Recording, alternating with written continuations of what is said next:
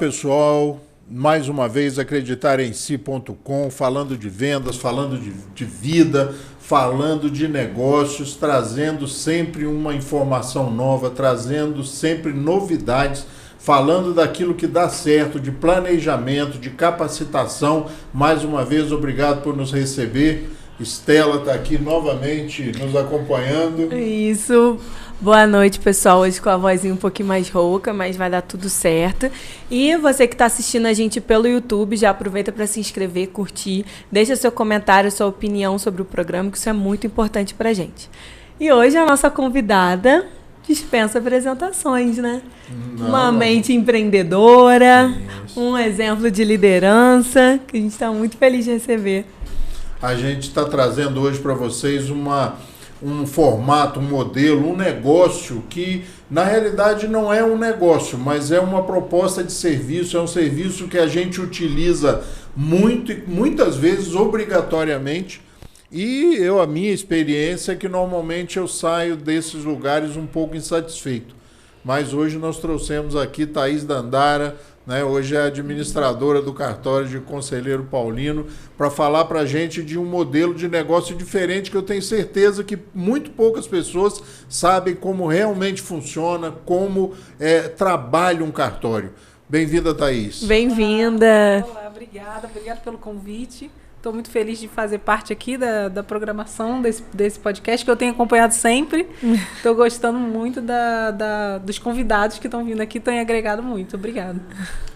Thaís, a gente sempre pede às pessoas que vêm aqui, né, para fazer assim, um pequeno Wikipedia, um pequeno quem eu sou, né? Quem é a Thaís Dandara, qual a formação, quem é a Thaís Dandara, aí só para a gente não te apresentar. Eu acho que você se apresentando fica bem mais legal. Sim, eu tenho 35 anos, sou formada em gastronomia, administração e direito. Foi um check, passou um check. Fui tentando todas as áreas até chegar no direito. E atualmente eu já trabalhei em hotel na época da gastronomia, já trabalhei em restaurante, depois trabalhei na área de vendas e agora estou administradora do cartório de conselheiro, como você já falou. Como é que é, Thaís? Como é que é administrar um cartório? Como é que funciona esse negócio? Porque é uma caixa de Pandora, é uma caixa preta, né? As pessoas nem entendem o que é um cartório. É um comércio? Eu vou te falar, sinceramente, as minhas experiências com o cartório me trazem lembranças meio traumáticas. Fila, espera, mau atendimento. Estresse, complicação. Mau atendimento, Estela, é assim, sabe? Porque eu acho que as pessoas passam por lá dentro do balcão desse tipo de trabalho, de serviço, e se empoderam de uma certa forma que, né, as experiências que eu tive até começar a fazer alguns trabalhos e alguns serviços lá no cartório de conselheiro realmente não foram muito agradáveis.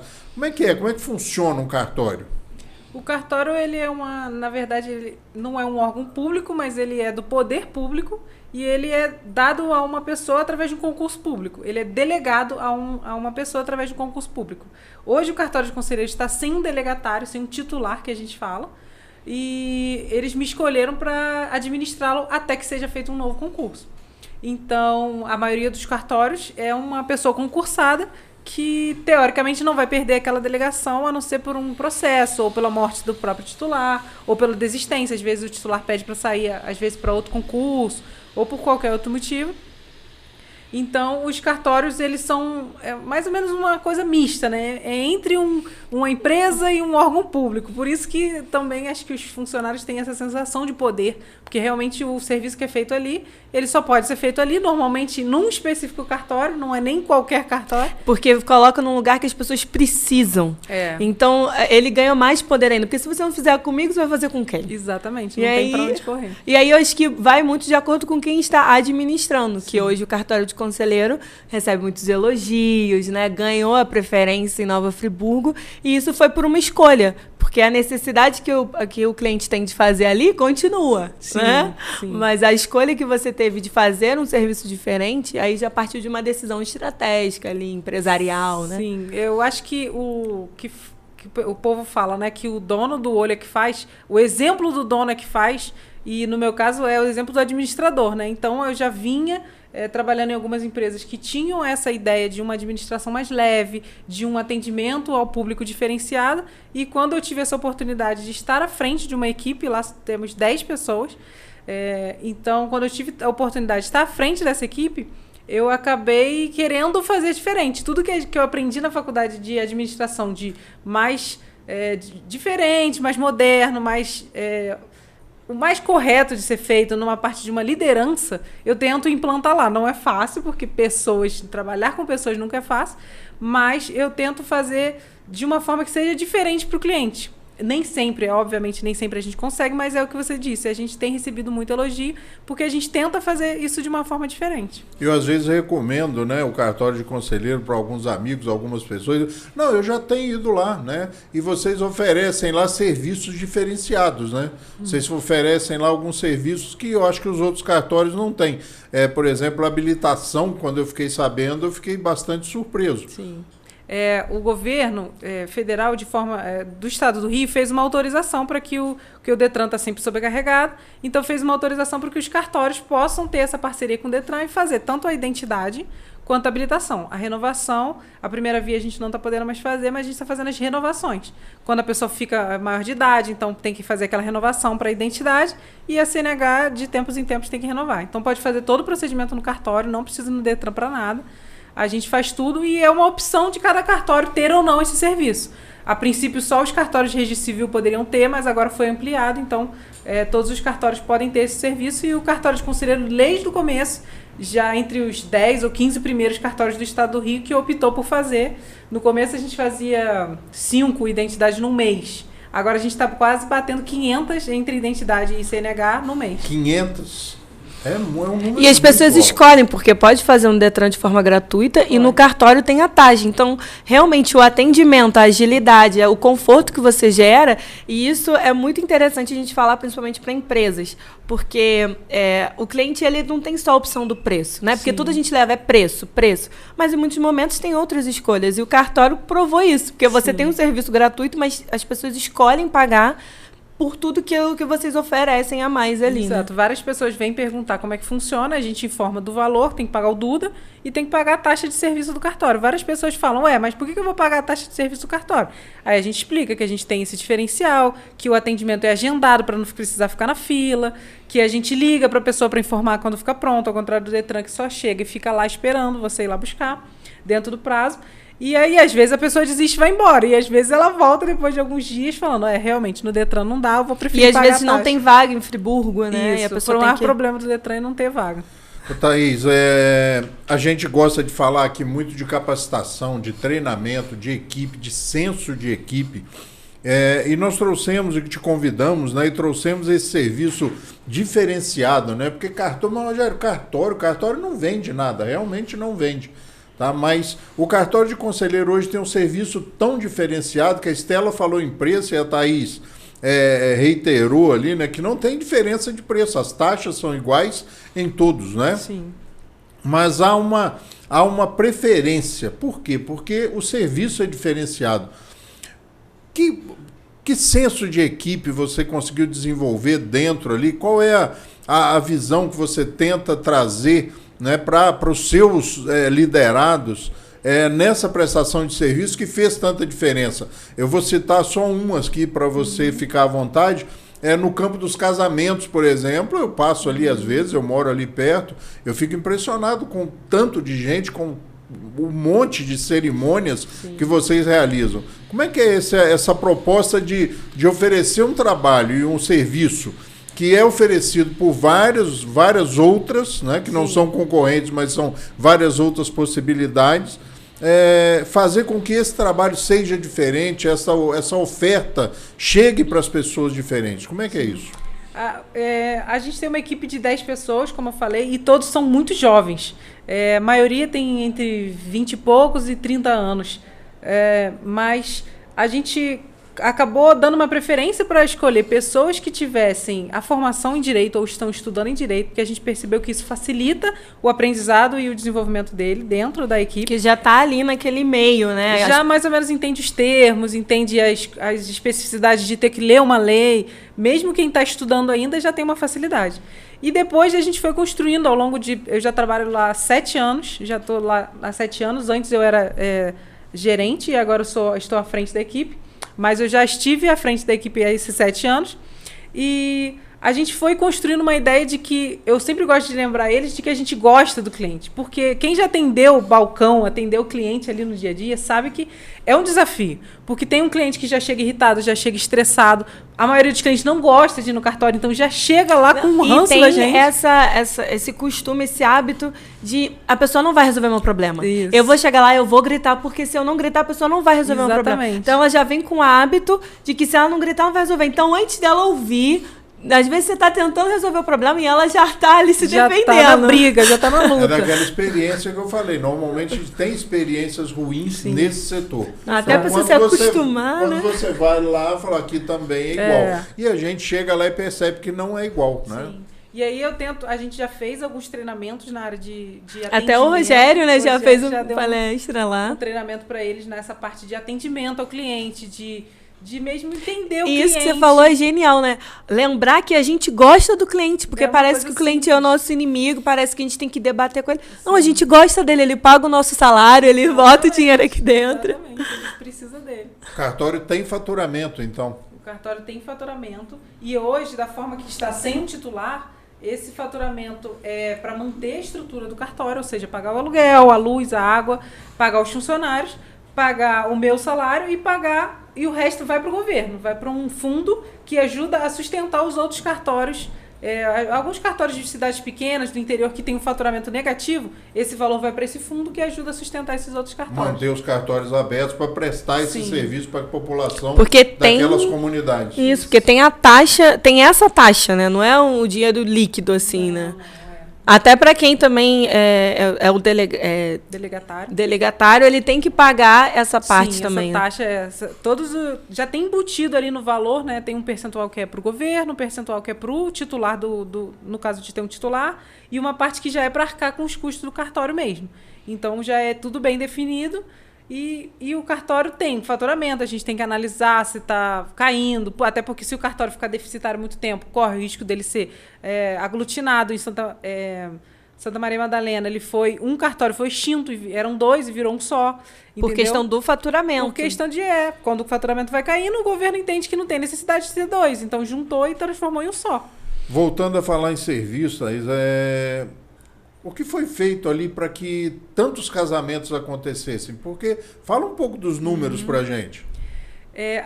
A gente, desde o começo, o antigo titular ele já tinha a ideia de fazer uma coisa diferente. E aí parece que a nossa equipe também, todo mundo gosta muito de fazer casamento. Os juízes de paz que a gente tem são muito integrados. Então, todo mundo percebeu que nos cartórios, normalmente, você chega, lê o documento, assina, muito obrigada, beijo, tchau. E a gente percebeu que nosso casamento é um momento diferente, é um momento importante na vida das pessoas. É um momento, assim, muito especial, né? Um sonho, né? E tem gente que não vai fazer festa depois, tem gente que não vai fazer recepção. Então, aquilo ali é o casamento ponto. É tudo que a pessoa tem. Então, a gente resolveu fazer uma decoração diferente, tapete vermelho, música, os juízes vão bem arrumados, a gente faz tem um processo rápida, de cerimônia também, né? Tem uma cerimônia diferenciada.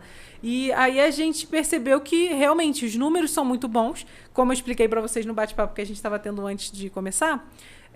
O casamento só pode ser feito no local onde moram os noivos. Então, mas às vezes acontece de um noivo mora num bairro e o outro mora lá em Conselheiro. Então, eles acabam optando por vir para a gente, mesmo que pudessem ir para outro local. Então, a gente percebe que isso acaba atraindo mais gente para fazer aqui. Gente que teria essa possibilidade de fazer. Vocês oferecem um trabalho, um serviço diferenciado nessa área. E a gente não tem um custo diferente. O custo do casamento é o mesmo que ele teria em outro qualquer cartório. Foi uma escolha de investimento, é uma escolha de serviço diferenciado. Porque a gente pensa o seguinte, do mesmo jeito que ele foi lá e teve uma boa experiência num casamento, que ele, às vezes, é obrigado a fazer ali, a escritura não. A escritura, ela é livre, ela pode ser feita em qualquer cartório cartório de notas da cidade.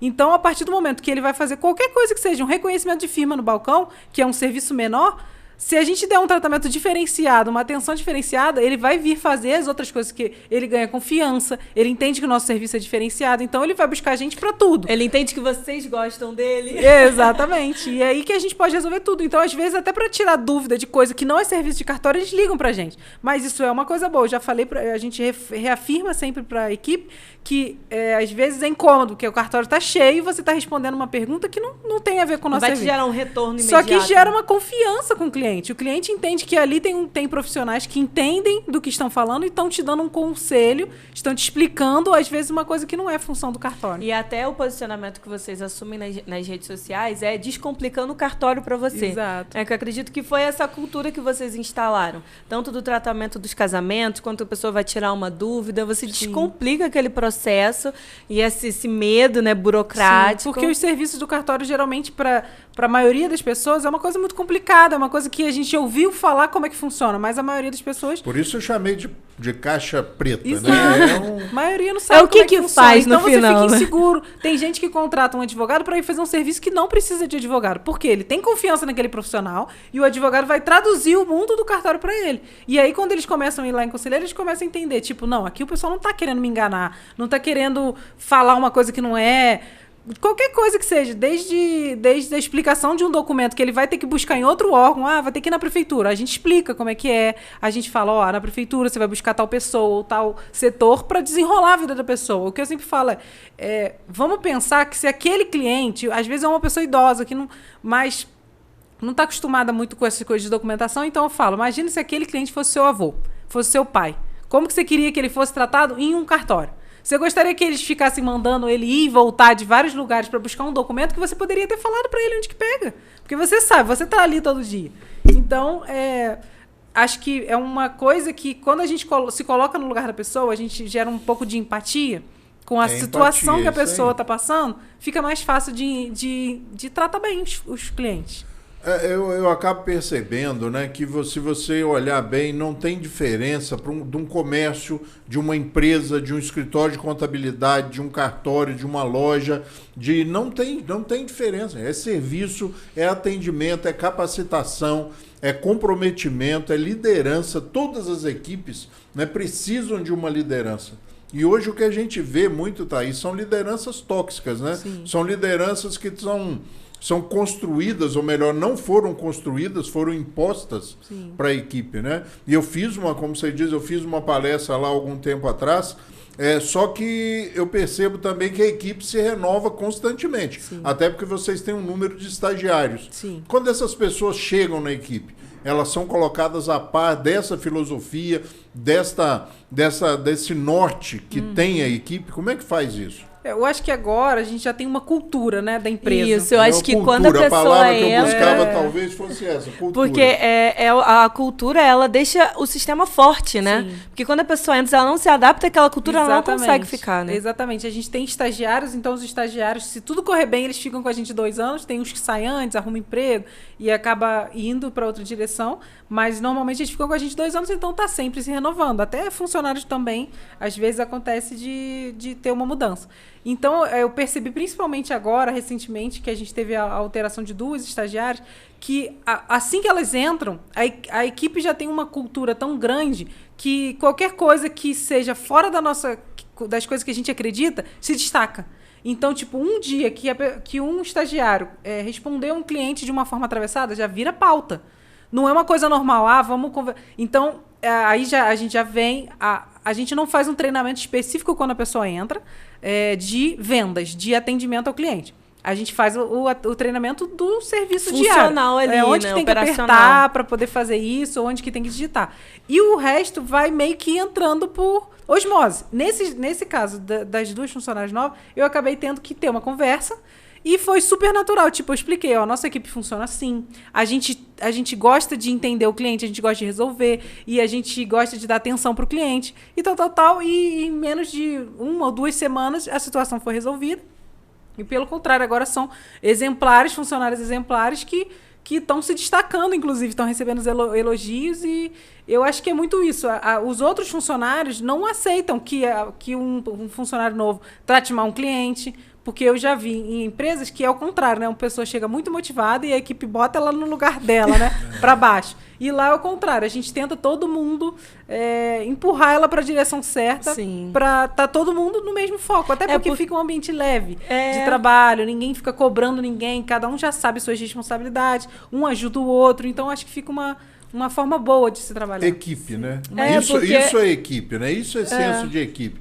Isso é o que a gente vem falando quando você consegue construir uma equipe, consegue implantar essa filosofia, esse processo realmente. Eu acredito que houve esse investimento inicial, né? Inicialmente todos foram treinados, inicialmente houve uma mudança ali em que as pessoas foram se adaptando e hoje se instalou uma cultura. Então, esse investimento que foi feito ali no início dessa construção, ele começa a gerar o retorno, né? Exato. Porque ou a pessoa se adapta ou a pessoa não tem como ficar. Mas dá para relaxar? Dá para deixar andar sozinho? Como é que é? Eu falei esses dias, quando a gente percebeu que estava tendo essa dificuldade com as meninas novas, eu falei que uma uma equipe bem treinada, parece um carro desalinhado. Se você deixar, ele vai. Você sempre tem que dar um puxãozinho assim na direção para ele voltar. E tem de vez em quando parar e fazer o alinhamento. Fazer um alinhamentozinho. É só renovar aquela expectativa da pessoa. Olha, a gente ainda gosta do cliente, Eles chamam isso de motivar, né? Eles chamam o pessoal mercado, o treinamento aí, o pessoal de treinamento chama isso de manter a equipe motivada, né? Então isso é feito constantemente para que funcione. Tem que ser feito constantemente, tem que dar uma realinhada, um detalhezinho aqui, uma coisa que poderia melhorar, porque eu já percebo que eles são muito bons, a equipe em si é muito boa, então a gente já tem um nível muito alto. Então, coisas que em outra equipe não seria percebido, lá se torna uma questão. Então, chamar a atenção. É um detalhezinho que você fala, poxa, você falou assim com um colega de trabalho, ou você atendeu uma cliente dessa forma, não gostaria que fosse assim, ou um cliente, às vezes a pessoa chega até mim e fala, olha, o atendimento foi dessa forma, então aí eu posso ir lá e falar, olha, o que aconteceu, a gente deveria fazer assim. É questão de ajuste, porque a equipe em si já é muito excelente hoje, eu não tenho o que falar deles. E o treinamento é constante? Um treinamento, você acha que é importante? Atualização, né? Eu acredito que como há mudanças, o que rege o cartório são leis, são normas, né? Então eu acredito que há mudanças o tempo todo. Como é que é feita essa atualização, essa capacitação? É constante ou não? É um processo meio estacionado ali, que sempre é do mesmo jeito? Não, no começo, quando eu comecei a trabalhar lá, as alterações eram menores, eu acho, eram mais distantes uma da outra. Era tipo uma vez por ano, 2 vezes no ano. Agora é constante, acho que depois da pandemia para cá começou a ter muita inovação, porque eles colocaram muitos serviços online que antes não poderiam ser feitos, deveriam ser presenciais. Agora tem escritura que dá para fazer online, casamento dá para fazer online, reconhecimento de firma dá para fazer online, quase tudo dá para fazer online. Então, é muita lei nova, é muito ajustezinho que eles fazem de uma lei para outra, então o treinamento tem que ser constante. Essas leis, elas são enviadas para a gente através dos sites específicos, órgãos específicos que administram essa gestão dos cartórios.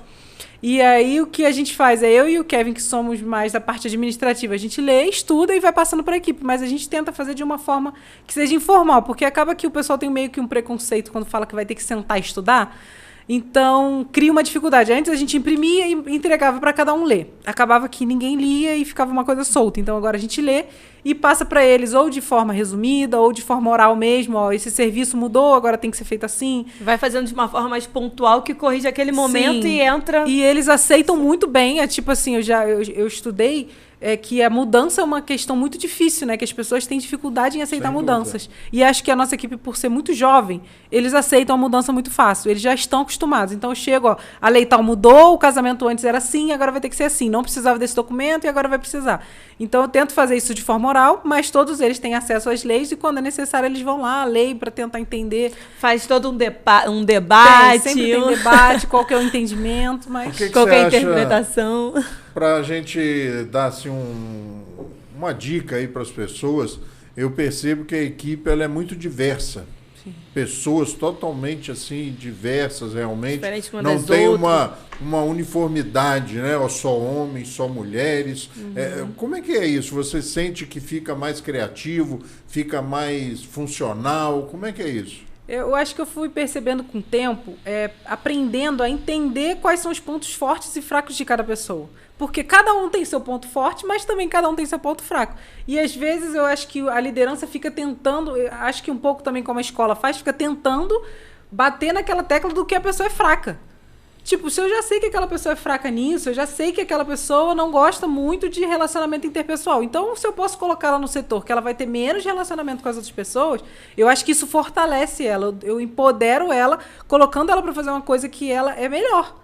E aí a pessoa vê aquele resultado e gera essa motivação interna, sim, né? A pessoa se sente confiante. Primeiro de que ela tá se sentindo melhor, mas... E a empresa ganha muito com isso. Exato. E aí, nisso, a gente percebeu que a nossa equipe é muito diferente. Cada pessoa tem seu jeito. Alguns são muito certinhos, alguns são mais relaxados, alguns gostam de ler, alguns não fazem questão. Então, a gente foi percebendo... A forma que cada um aprende, né? Exato. Diferente. E o jeito que cada um escuta, o jeito que cada um gosta de fazer o trabalho. Então, eu acho que respeitando a diferença de cada um, entendendo o ponto forte e ponto fraco de cada um, a gente conseguiu criar uma equipe forte. Porque eles mesmos já sabem. Ó, quando chega um estagiário novo, eles mesmos treinam os funcionários novos. Então, já sabe, fulano não tem paciência para estagiário novo. Pelo menos nesse início. Então, a gente não coloca para fulano. Fulano, quando é uma coisa mais avançada, quando é uma dúvida, já vai entender melhor, já vai conseguir dar auxílio. O outro não. O outro já ama dar treinamento, gosta de explicar o motivo de cada coisa. Então, isso é entender o ponto forte e fraco de cada um. Aquela pessoa gosta muito de coisas mais complexas. Não gosta de reexplicar várias vezes esse detalhezinho de começo de treinamento. Então, dessa forma, eu vejo que eles mesmos se respeitam. No começo, quando entrou uma quantidade maior de gente nova e teve essa alteração de equipe, eu percebi que um ficava, não, mas fulano não quer fazer aquilo, mas ciclano... Aí a gente foi gerenciando, eu falei, mas você já percebeu que fulano que não quer fazer isso é muito bom nisso? Por que você não usa ela para ser muito boa nisso e deixa ela não fazer essa outra coisa que ela não é muito boa? Tem coisa que mesmo não gostando a gente tem que fazer? Tem, porque... E isso é legal do liderar, né? Porque você deixa a sua equipe também gerar respostas, gerar entendimentos e você não fica dando aquele micro passo a passo, né? Você dá essa liberdade que dentro da cultura, dentro daquilo que a empresa acredita, eles conseguem ter liberdade para se gerenciar, né? Vocês têm objetivo financeiro de alcançar um número, vocês acompanham isso e querem superar mês a mês? Isso como é que é o desafio? Porque tem que ter o desafio, né? Sim, no cartório também tem desafio? A gente tem, até porque a gente, como eu falei no começo, o faturamento é o que arca com as despesas, inclusive com o salário dos funcionários. Então, a gente vai acompanhando dentro do mês para ver como que está o faturamento e aí quando a gente bate a meta até antes e tal, a gente tenta fazer algumas fórmulas de recompensa. Seja recompensa financeira, seja recompensa do mérito, né? Do reconhecimento ali daquele trabalho. Reconhecimento e, por exemplo, essa questão do RG, como eu falei, a gente começou fazendo 5 RGs no mês e hoje a gente está batendo, tem mês que a gente bate quase 500. A gente está fazendo ali numa média de 350, 400, mas tem mês que é absurdamente mais movimentado, a gente já chegou a 500. Então, eu gosto de mostrar esses números para eles e falar, a gente ainda não bateu a nossa meta, vamos, sei lá, aumentar o número, porque o atendimento do RG ele é agendado. Então, uma forma da gente gerenciar esse faturamento é aumentando o número de vagas ou diminuindo o número de vagas por dia. Isso agilizando o atendimento. O atendimento sendo mais ágil, você consegue atender e agendar mais pessoas. Escrituras também, que é um procedimento que às vezes demora mais. Então, quando a gente vê que não vai bater a meta, eu boto o pessoal para correr atrás de pegar as escrituras que já estão lá e botar para fora. Atender, ligar para o cliente, tá faltando isso, tá faltando aquilo, falta pagar um imposto. O cliente, às vezes... Ajudar o cliente a às vezes tem uma dificuldadezinha de pagar o imposto, que é sofrido. Então, a gente liga pro cliente e fala, paga sim, vai dar tudo bem. Pra gente desenrolar, a gente vai fazer. Então, as escrituras acabam saindo bem rápido também, porque a gente tem essas metas financeiras e de números também. A gente tem uma pergunta aqui, Thaís, que a gente faz para todos, você assiste os programas. Dá para ser feliz na correria? Dá para ser feliz mesmo num cartório? Dá para ser Não, porque eu tenho um pouco de trauma de cartório, né? Então, diga assim, nesse ambiente, dá para ser feliz? Vocês percebem que a equipe gosta do que faz, até porque se os resultados são bons, o atendimento é bom, né? E o fluxo é bom, é porque gostam do que faz. Então você acha que então não tem, você acredita que não existe diferença de negócio? O que existe realmente é boa administração? Eu acho que dá sim, dá para ser feliz, porque eu acho que a gente tem que encontrar sentido naquilo que a gente faz, para a gente poder ter um motivo para estar ali todo dia. Então, quando a gente vê que aquilo ali faz diferença na vida das pessoas, parece que é mais uma burocracia, mas é uma coisa importante na vida das pessoas. Seja comprar um imóvel, seja transferir um imóvel de um para o outro quando a pessoa falece, quando um parente falece, seja o casamento, o nascimento, todos os registros mais importantes, né? O cartório está nos momentos acabam marcantes sendo da lá. vida. E quando você vê um motivo para aquilo, quando você vê a importância daquilo na vida de cada pessoa, dá para você ter uma sensação de realização naquilo que você está fazendo. E eu acho que não dá para não só ser feliz, mas como dá para ser muito realizado. Obrigado, Thaís. Obrigado. Aí nós já fomos alcançados pelo nosso cronômetro rápido, né? São 30 minutos de papo. Obrigado. Eu acho que o importante é a gente perceber, né, nessa conversa sobre cartório, de que as coisas não mudam muito, pessoal. Venda, resultado, prestação de serviço, gerenciamento, liderança de equipe, competência, capacitação, treinamento, trabalho e serviço de excelência pode ser feito em qualquer lugar. Então, a nossa ideia e o norte desse programa, né, eu acho que a finalidade primordial, o princípio desse programa é isso: mostrar que tem jeito de fazer bem feito e tem jeito de fazer com que coisas que, às vezes, são rotuladas de não serem muito agradáveis ou não muito boas ou não produtivas, pode ser feito de outro jeito. Muito obrigado, né? Sexta-feira, às 8h10 da noite, é dia de assistir acreditarensi.com. Mais uma vez, muito obrigado, né, Estela? Estamos aí firmes. Sim, no próximo a gente vai trazer mais novidades. Espero que vocês tenham gostado do programa de hoje, principalmente por entender que um negócio são feitos de escolhas. E como você escolhe fazer o seu negócio é que vai fazer o diferencial. Mais uma vez, obrigado, Thaís. Obrigada. Uma boa noite para Muito todos. obrigada. Foi uma Vamos honra. lá, pessoal.